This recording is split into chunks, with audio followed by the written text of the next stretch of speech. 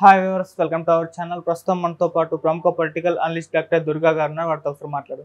నమస్కారం. నమస్తే మేడం, చంద్రబాబు నాయుడు గారు అడుగు పెడితే అసెంబ్లీలో సీఎం గానే అడుగు పెడతా అని చెప్పేసి ఒక స్టేట్మెంట్ ఇచ్చారు. అయితే ఇప్పుడు దీనిపైన అంటే ఒక రకమైన భిన్నాభిప్రాయాలు వ్యక్తం అవుతున్నాయి.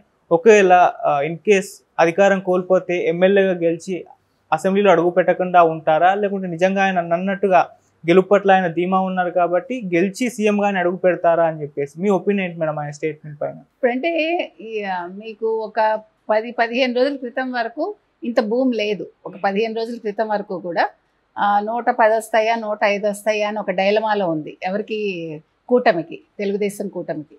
కానీ ఈ వారం 10 రోజుల్లో మొత్తం సీన్ మారిపోయింది. మీకు చూస్తే ఈ 10 రోజుల్లో ఇప్పుడైతే అసలు బెట్టింగ్లు నడుస్తూ ఉండొచ్చు. 125, 123 ఆర్టీవీ, 125, 130, 135, 140, 145, నిన్న 151 దగ్గర ఆగింది. సో ఇన్ బిట్వీన్ డెఫినెట్గా 145 తగ్గవని అందరి అంచనా. ఈవెన్ నా అంచనా కూడా అదే. మీకు లోక్సభ తీసుకుంటే అందరూ రకరకాలుగా ఇస్తున్నారు. 16 నుంచి 19 వరకు చెప్పిన వాళ్ళు ఉన్నారు, 21 చెప్పిన వాళ్ళు ఉన్నారు, 22, 23. సో మన 23 కట్ ఆఫ్ తీసుకోవచ్చు. అందుకని ఆయన చాలా ధీమాగా చెప్పారు అంటే ఖచ్చితంగా ఆయన నెగ్గుతారని. ఎందుకంటే ఇది ఆయన ఒక్కళ్ళ ధీమా కాదు, ముఖ్యంగా కేంద్రంలో ఒక మోదీ ధీమా, ఒక అమిత్ షా ధీమా. అమిత్ షా హోంశాఖ మంత్రి, హోంశాఖ మంత్రికి ఆల్రెడీ ఒక సర్వే వచ్చింది. ప్లస్ వాళ్ళకి ఇంటెలిజెన్స్ వర్గాలు ఉంటాయి. వాళ్ళు డెఫినెట్గా ఖచ్చితంగా ఏది వస్తుంది ఏది రావట్లేదు అని చెప్తారు. అందుకే వాళ్ళ రాగం కూడా మారింది. వాళ్ళు ఆంధ్రప్రదేశ్లో అడుగు పెట్టాక వాళ్ళు చెప్తున్న మాటల్లో ఒక క్లారిటీ వచ్చింది, వాళ్ళకు ఒక నమ్మకం వచ్చింది. వాళ్ళు కూటమిని వాళ్ళు బలపరిచారు. అంటే ఇప్పుడు ఈసారి మనస్ఫూర్తిగా బలపరిచారు. చిలకలూరిపేట సభలో ఏదైతే మోదీ చేశారో దానికి భిన్నంగా నిన్న మొన్న ఆయన మాట్లాడారు. ఎందుకంటే చిలకలూరిపేట సభలో ఆయన అసలు జగన్మోహన్ రెడ్డిని టచ్ చేయలేదు, ఆంధ్రప్రదేశ్ రాష్ట్ర రాజకీయాలను టచ్ చేయలేదు. అంటే ఒక నిరాసక్తంగా అంటనట్టుగా ఆయన మాట్లాడాడు. అదే మోదీ విదిన్ నో టైం, అంటే ఒక మంత్ దాటగానే ఆయన మొత్తం స్వరం మారిపోయింది. నిన్న ఆయన ఏం చెప్పాడు, ఇవాళ నేను చాలా సంతోషంగా ఉన్నాను. Because he never expected that. Because సౌత్లో వాళ్ళకి బాగా వేయటానికి ఇంతవరకు సరైన అవకాశం రాలేదు. కాకపోతే ఇప్పుడు చెప్పుకోవాల్సిన విషయం ఏంటంటే కేరళలో కొద్దిగా మార్పు వచ్చిందండి. అది చాలా పెద్ద విషయం. అసలు కేరళలో కొద్దిగా మార్పు రావటం అనేది పెద్ద విషయం. పశ్చిమ బెంగాల్లో మార్పు వచ్చింది. అంటే మమత వల్ల జరిగిన ఒక మంచి పరిణామం వీళ్ళకి. ఎట్ ద సేమ్ టైం మీకు తమిళనాడులో అన్నామలై అనే ఒక వ్యక్తి వల్ల, ఒక నిజాయితీపరుడైన ఒక పోలీస్ ఆఫీసర్ వల్ల వీళ్ళు పుంజుకుంటున్నారు. ఎందుకంటే అసలు ద్రవిడ పార్టీలు ఏవి కూడా హిందూ ధర్మాన్ని కానీ హిందుత్వాన్ని కానీ వాళ్ళు యాక్సెప్ట్ చేయరు. అటువంటి చోట వాళ్ళు కొద్దిగా ఇప్పుడు వేళ్ళు అనుకుంటున్నారు. ఇంకా పోతే తెలంగాణలో అసలు మొన్ననే అసలు వాళ్ళు చాలా తప్పులు చేశారు అని అందరి అభిప్రాయం. అసెంబ్లీ టైంలో, అసెంబ్లీ ఎన్నికల్లో వాళ్ళు అసెంబ్లీ ఎన్నికలకు ముందు బండి సంజయ్ని తప్పించటం, వాళ్ళు చాలా తప్పిదాలు చేశారు. అంటే వాళ్ళు ఎంతసేపు లోక్సభ మీద దృష్టి పెట్టి అసెంబ్లీ కోసం వాళ్ళని వాళ్ళు తగ్గించుకుని వాళ్ళు కావాలని తప్పిదాలు చేసుకున్నారని మనకి ఆరోపణలు కూడా వచ్చాయి. అందులో వాస్తవం కూడా ఉంది. దానికి భిన్నంగా ఈరోజు ఆంధ్రప్రదేశ్లో మొదటిసారి, ఎందుకంటే ఎప్పుడైతే రాష్ట్ర విభజన జరిగిందో, రాష్ట్ర విభజన జరిగాక అసలు ఇంకా ఎవరికి కూడా అవకాశం లేదండి. చంద్రబాబు నాయుడు వచ్చారంటే రాష్ట్ర విభజన వల్ల వచ్చారు. విభజన అయిపోయాక ఆయన కొంచెం అలసత్వంతో ఉండడంతో జగన్మోహన్ రెడ్డి రాగలిగారు. ఈసారి అది ముందుగా మేల్కొని తెలుగుదేశం కావచ్చు, జనసేన కావచ్చు, ఖచ్చితంగా మన జగన్మోహన్ రెడ్డి ప్రభుత్వాన్ని దించాలి, జగన్మోహన్ రెడ్డి ముఖ్యమంత్రి చేయకూడదు అని కంకణం కట్టుకున్నారు. బీజేపీ కూడా చాలా ఆలోచించి వాళ్ళు మేము జూనియర్గానే జాయిన్ అవుతున్నాను వాళ్ళంతా వాళ్ళు స్టేట్మెంట్ ఇచ్చారు. వాళ్ళు జాయిన్ అయ్యారు. జాయిన్ అయిన కొత్తలో వాళ్ళు కొంచెం ఆసక్తి చూపించినప్పటికీ ఇప్పుడు వాళ్ళు ఫుల్గా కాన్సన్ట్రేషన్ ఆంధ్రప్రదేశ్ మీద పెట్టారు. అందుకు ఉదాహరణ నిన్నటి సభ, నిన్న వాళ్ళు ర్యాలీ, నిన్న వాళ్ళు విజయవాడ రోడ్ల మీద చేసిన ర్యాలీ.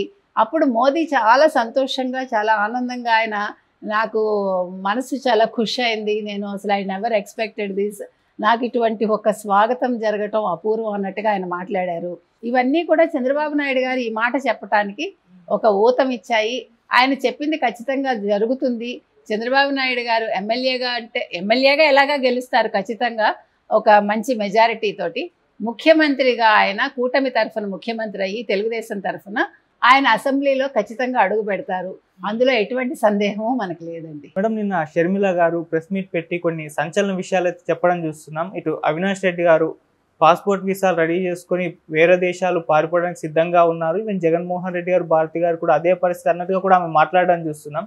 ఆ పాసిబిలిటీస్ కనిపిస్తున్నాయి మేడం. అసలు షర్మిల గారు ప్రెస్ మీట్ గురించి మీ మాటల్లో మేడం. ఇప్పుడు నిన్న షర్మిల గారు ఏమన్నారంటే అండి, అవినాష్ రెడ్డి ఎలాగా ఓడిపోతాడు, సో తట్టాబుట్టా సర్దుకుని వెళ్ళిపోతాడు, అందుకే పాస్పోర్ట్ రెడీ చేసుకుంటున్నాడు అని ఒక వ్యాఖ్య చేశాడు. చేసి భారతీ రెడ్డి 2 గొడ్డళ్ళు రెడీగా పెట్టింది, అది ఎవరి కోసమో మీకు అర్థమై ఉంటుంది అని.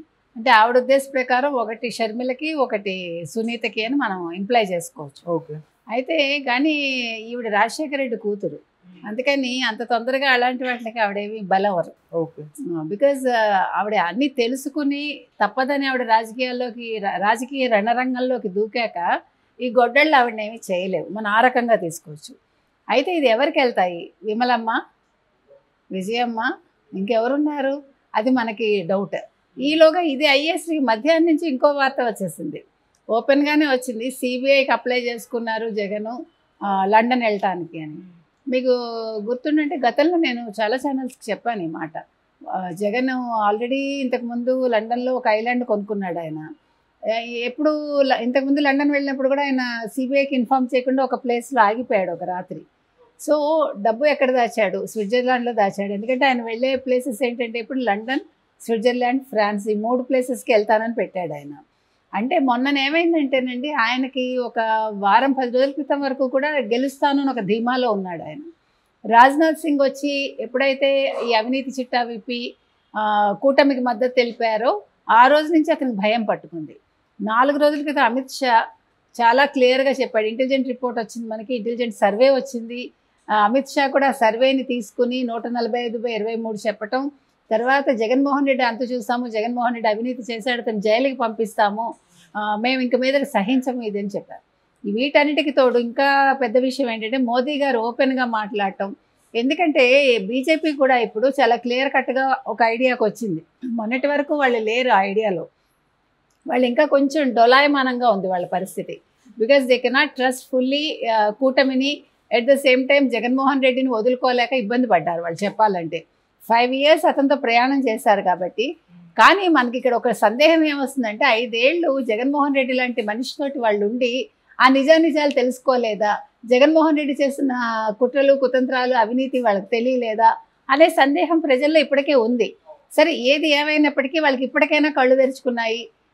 వీళ్ళు దీన్ని ఒక అవగాహనకు వచ్చి ఓపెన్గా మోదీ గారు జగన్మోహన్ రెడ్డి అవినీతి చేశాడు, అంత డ్రగ్స్, గంజాయి, చాలా అక్రమాలు చేశాడు, ఆంధ్రప్రదేశ్ని లూటీ చేశాడు, ఈ పదాలన్నీ ఆయన మాట్లాడారు.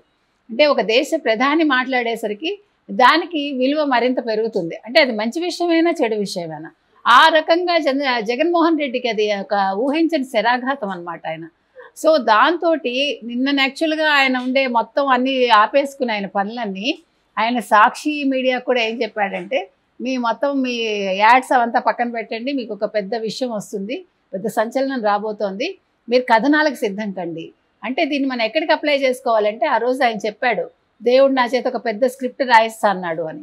ఆ పెద్ద స్క్రిప్ట్ ఏంటి అనేది ఇక్కడ మనకి గొడ్డళ్ళ పెద్ద స్క్రిప్ట్ ఏంటి, ఎవరిని వేస్తాడు?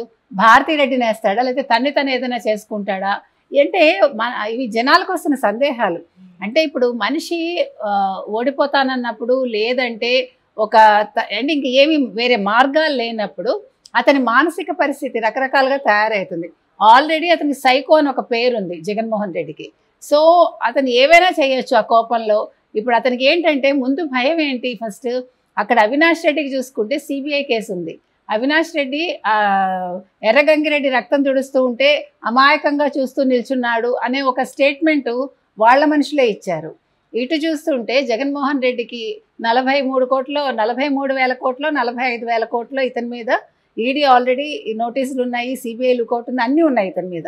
5 సంవత్సరాలు అతను దాన్ని దాటుకుని వచ్చాడు. ఒక్కసారి ఇప్పుడు చంద్రబాబు నాయుడు గారు కనుక ముఖ్యమంత్రి అయితే, ఇప్పుడు చంద్రబాబు నాయుడుకి వీళ్ళు చేసిన అన్యాయం అంతా ఇంత కాదు. జైల్లో పెట్టడం దగ్గర నుంచి జైల్లో పెట్టారు సరే, అక్కడ ఆయనకి ఇచ్చిన ట్రీట్మెంట్, ఒక 70 ఏళ్ల మనిషికి, 75 ఏళ్ల మనిషికి వాళ్ళు ఇచ్చిన ట్రీట్మెంటు, ఎంత అన్యాయంగా ఆయన అంతం చేయాలని చూడటం, ఇవన్నీ కూడా ఆయన మర్చిపోరు. దానికి అంటే ఆయన అలాగని రివెంజ్ ఏ రకంగా తీసుకుంటారు అంటే వీళ్ళలా క్రూరంగా ఏమి తీసుకోడు ఆయన. కానీ వీళ్ళ ఆర్థిక మూల ఎప్పుడైనా కూడా ఒక మనిషిని మనం ఇబ్బంది పెట్టాలి, లేదా ఒక మనిషిని లేవకుండా చేయాలంటే వాళ్ళ ఆర్థిక మూలాల మీద దెబ్బ కొట్టాలండి. ఇంకేది అవసరం లేదు. మనిషిని మనం శారీరకంగా ఏమీ చేయక్కర్లా. ఆర్థిక మూలాలు దెబ్బతింటే మనిషి సైకలాజికల్గా దెబ్బతింటాడు. ఆటోమేటిక్గా అతనికి నవనాళ్ళు కుంగిపోతాయి. సో ఆ రకంగా ఆయన చేస్తే చేయొచ్చు, కానీ శారీరకంగా కానీ వాళ్ళ మీద దెబ్బతీయటం కానీ ఇట్లా గొడ్డల వేట్లు కానీ ఇవేవి చంద్రబాబు నాయుడు గారు చేయరు. కానీ ఆయనకి ఇప్పుడు భయం ఏంటంటే నెక్స్ట్ ఏంటి, వాట్ నెక్స్ట్. ఇప్పుడు ఒక రాజకుమారుడిలాగా 5 ఏళ్ళు హ్యాపీగా ఉన్నాడు. ఇక్కడ తాడేపల్లి ప్యాలెస్ కట్టుకున్నాడు, అక్కడ రిషికొండలో 450 కోట్లతోటి ఆఫీస్ భవనాలు కట్టుకున్నాడు, బెంగళూరులో ఆయనకు ఉంది, ఇక్కడ హైదరాబాద్లో ఉంది. అసలు ఒక సాధారణ మనిషికి ఇంత ఆస్తి ఎట్లా వస్తుంది? అది కూడా వ్యాపారాలు చేయకుండా డొల్ల కంపెనీలు పెట్టి ఒక కనీసం ఆయనకి ఏ రకంగానూ లేదు.